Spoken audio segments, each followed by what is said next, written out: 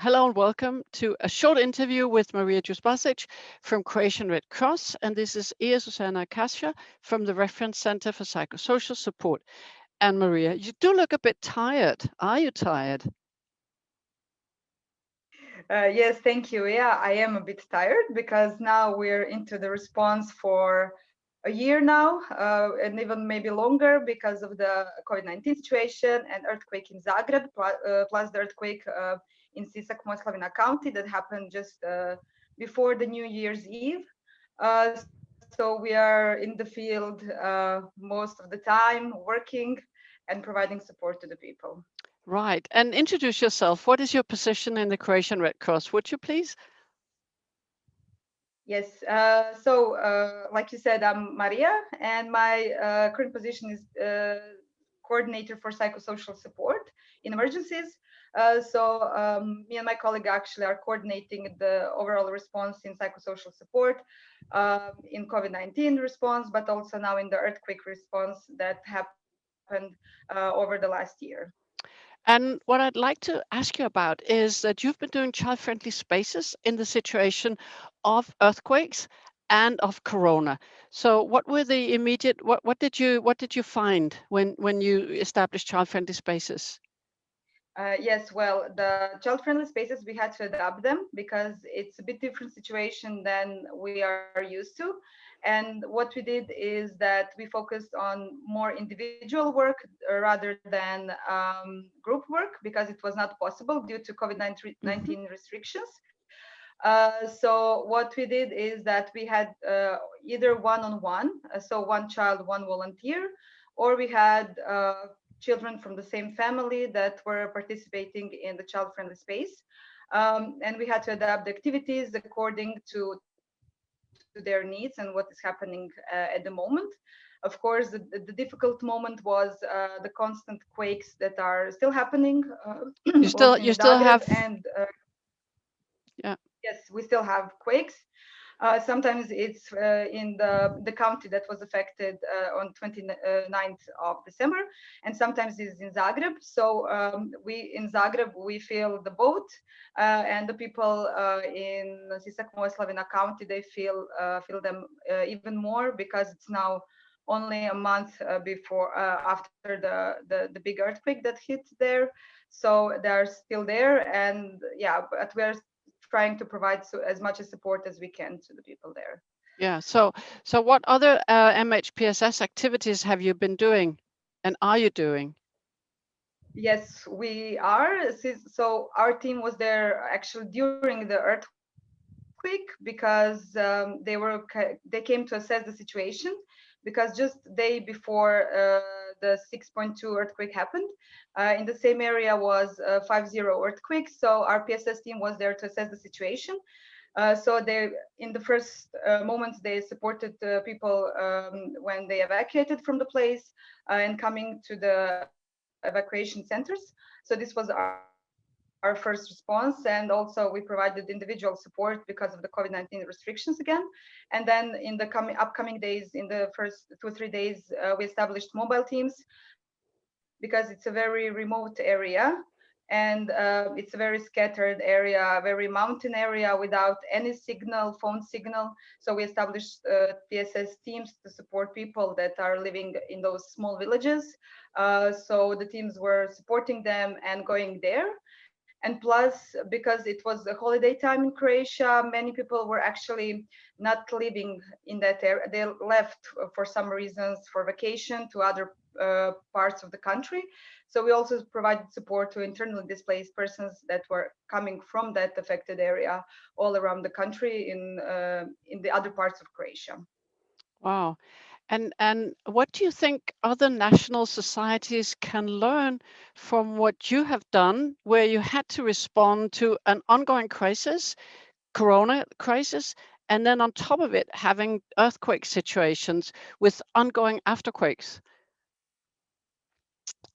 Yeah, I think that one of our main learnings from this situation is actually very quick adaptation of the psychosocial support interventions and what we can actually do in this time. because we couldn't have any group activities, which made us very difficult, especially when we talk about the Zagreb earthquake, because at the time when it is very usual to have group activities, we couldn't have them because of the COVID-19 restrictions, and we can see that it's really missing to the people, and it's something very important to have actually in the response. But also, what I didn't mention before is that this area that was affected by earthquake, the Sisak Moslavina County, the recent one, this area was actually also affected by the war in the 90s.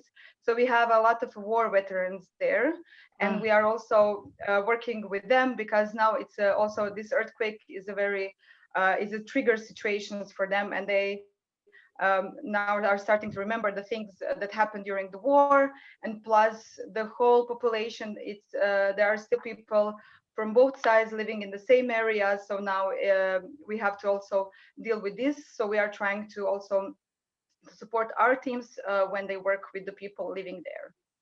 So what kind of interventions can you do with the people now remembering how it was like during the war and having all these memories flooding back because of this situation with the earthquake?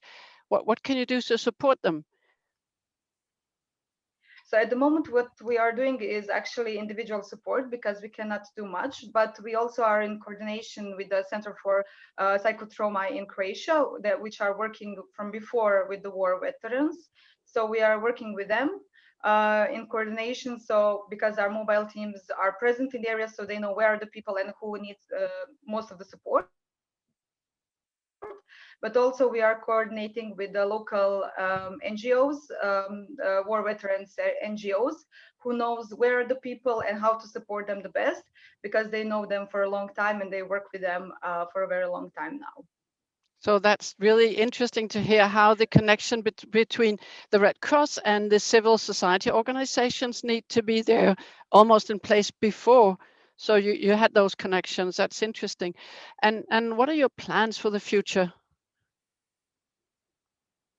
So our plans are focusing both on the people affected, but also on our staff and volunteers. Yes. So for people who are affected, what is actually more long-term activities and employment of and strengthening the local branches that are there, and training staff and volunteers in psychosocial support. But also training other NGOs and teachers in schools, also to provide support to children when they come back to school, because now the school is online because of the COVID-19, but also because the schools are damaged and students cannot go inside. And as per staff and volunteers, our plan is to have a systematic support for them, both group and individual, based on what is the need in the field. At the moment, we are doing individual and group support via Zoom or other online platforms. And if possible, if the teams are smaller, then we do live with them, because like I said, we have a lot of teams coming from other counties to that county. So our teams that are local, that they are doing actually support to their teams when they come back from the field. So this has been very interesting. And a final thing is that I think that you told me in another conversation we had that your teams have been vaccinated against Corona, enabling them to go to the field. Yes, we did have, because the government offered actually that the teams can be vaccinated if they are working in the field. So some of them have been, some of them have not been, some of them have been already through Corona, so they don't now they have they are safe at the moment. But also because it's a very, like I said, it's a remote area and there's a lot of older people. So because of their safety, we are actually encouraging our staff and volunteers, if it's possible, so they get vaccinated. That's good, because I think that some of the listeners may be worrying about that. So good, we got that point. And I would like to thank you so much. And please give the regards from the MHPSS community to your team and to the volunteers who's doing this amazing work under these very difficult circumstances. Thank you, Marija. Thank you.